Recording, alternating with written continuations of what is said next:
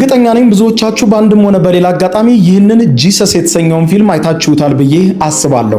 ይህ አስገራሚ ፊልም በዓለም ዙሪያ በርካታ ሪከርዶችን የሰበረ ሲሆን ከጀርባውም ብዙ አስገራሚ እውነታዎች ያሉት ፊልም ነው።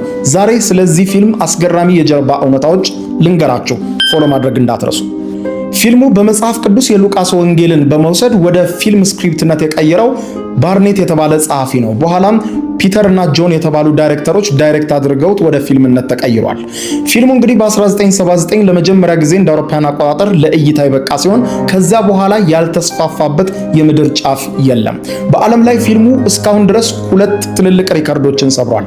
የመጀመሪያው በዓለም ዙሪያ በበርካታ ቋንቋ የተተረጎመ በታሪክ የመጀመሪያው ፊልም ሆኖ ዛሬ ድረስ እየመራ ይገኛል። ብታምኑም ባታምኑም ይህ ፊልም በዓለም ዙሪያ ከ2100 በላይ ቋንቋዎች በኢትዮጵያ ብቻ እንግዲህ ወደ 4 ቋንቋዎች እንደተተረጎመ በግል ያውቃለሁ። ከዛ በላይም ሊሆን ይችላል። በዓለም ዙሪያ ደግሞ ከ2100 በላይ ቋንቋዎች ተተርጉሞ እየታየ ይገኛል። ሌላኛው የሰበረው ሪከርድ ደግሞ በዓለም ዙሪያ በበርካታ ሰዎች በመታየት ብዙ እይታን ያገኘ ፊልም ለመሆን ችሏል።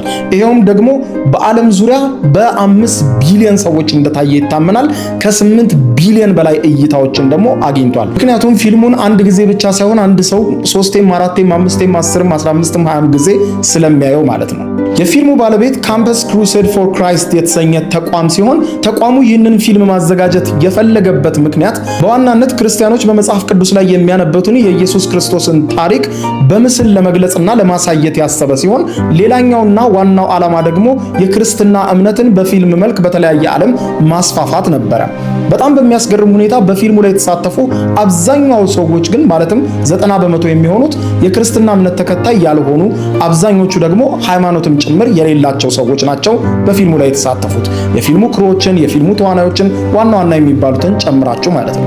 ፊልሙን ሰርቶ ለማጠናቀቅ 6 ሚሊዮን የአሜሪካን ዶላር በወቅቱ እንግዲህ በ1970ዎቹ እንደ አውሮፓውያን አቆጣጠር የፈጀ ሲሆን ፊልሙ ለመንፈሳዊ ዓላማ እንደመዘጋጀቱ 6 ሚሊዮን የአሜሪካን ዶላር ሲያወጣ ያገኘው ገቢ ግን በአጠቃላይ 4 ሚሊዮን ዶላር ብቻ ነው። ምክንያቱም ዋናው ለኮሜርሻል ፐርፐዝ ወይም ደግሞ ለንግድ ፐርፐዝ ስላልተሰራ ማለት ነው። አንዳንድ ቦታዎች ላይ ፊልሙ የሚያስገኘው ገቢ በገጠር አካባቢዎች ላይ ፊልሙን በነፃ ለማሳየት ለህዝቡ ይውል እንደነበረ ነው መረጃዎቹ የሚያሳዩት። ፊልሙ እንግዲህ ከዚህ ቀደም ቅድም እንደነገርኳችሁ በካምፐስ ክሩሴድ ፎር ክራይስት የተዘጋጀ ቢሆንም በኋላ ላይ ደግሞ the Jesus Film Project ለተሰኘ ተቋም ተሰጥቷል። አሁን በዋናነት ፊልሙን ተረክቦ የእይታዎቹን ሁኔታ በመላው ዓለም የሚቆጣጠረው the Jesus Film Project የተሰኘው ታዋቂው ቢሊዮነር ቢል ብራይት ተቋም ነው። the Jesus Film Project ፊልሙን ሰርቶ ለማጠናቀቅ ረጅም ጊዜን የወሰደ ሲሆን በተለይ ለቀረጻ ብቻ ደግሞ 7 ወር ነበረ የወሰደባቸው። ከቀረጻው በላይ ግን እጅግ ረጅም ዓመት የፈጀባቸው ለፊልሙ የሚደረግ ዝግጅት ነበር። ፊልሙ ሃይማኖታዊ ይዘት ያለው በመሆኑና ጊዜውም ወደ ኋላ ረጅም ዓመት የራቀ በመሆኑ ለአልባሳት ዝግጅት በወቅቱ የነበሩ ሰዎች ምን ይለብሱ ነበር፣ ምን ይበሉ ነበር፣ ምን ይጠጡ ነበር የሚለውን ጨምሮ ከሃይማኖት አንግል አንዳንድ ነገሮች እንዴት መገለጽ አለባቸው፣ በአንዳንድ የሃይማኖት ተቋማት ደግሞ ይህ ነገር እንዳይገፋ ወይም ደግሞ ተቃውሞ እንዳይደርስበት ሲባል የሁሉንም በክርስትና እምነት ዙሪያ ያሉ እምነቶችን በሙሉ በአቻቻለ መልኩ እንዲቀርብ ሰፊ የሆነ ዝግጅት ተደርጎበት ነው ፊልሙ ለእይታ እንዲበቃ የተደረገው። ይህ ፊልም እንግዲህ የቀረጻ ሂደቱ የተከናወነው በእስራኤልና ሊባኖስን ጨምሮ በፊሊስጤም የተለያዩ የመካከለኛው ምስራቅ አካባቢዎች ላይ እንደተቀረጸ በፊልሙ የኋላ ታሪክ የሚያስረዳ ሲሆን በዋናነት 254 ተዋናዮች ሲሳተፉበት ከ5000 በላይ የሚሆኑ ተዋናያን ደግሞ አጃቢ ሆነው በፊልሙ ላይ ተሳትፈዋል። አጃቢ ተዋናያን ማለት ነው። ፊልሙ እንግዲህ በ1979 እንደ አውሮፓውያን አቆጣጠር ለእይታ ከበቃበት ጊዜ ጀምሮ አሁን እስካለንበት ድረስ የተለያዩ ቴክኖሎጂዎችን አልፏል።